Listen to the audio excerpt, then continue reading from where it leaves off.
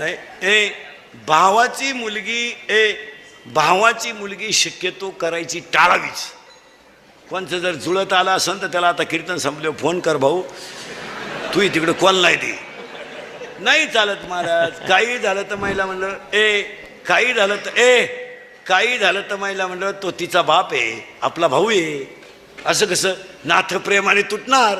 उद्या मुलीचं सासूचं भांडण झालं, भाऊ मुलीचीच बाजू घेणार. तो डायरेक्ट म्हणतो गुड्डीचा काय दोष नाही, आपल्या बहिणीच्या डोक्यात वयामानानं फरक झाला. हे तर गुड्डी खाशी, गुड्डीची नाही अडचण, पण माई गुड्डीच तिला नीट करीन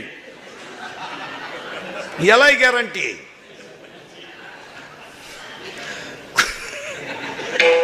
माई गुड्डी साधी नाही. कॉलेजला गेली तर 8-8 दिवस पडून जायची, पण कोणाला थांगपत्ता लागून नाही दिला माझ्या गुड्डीने.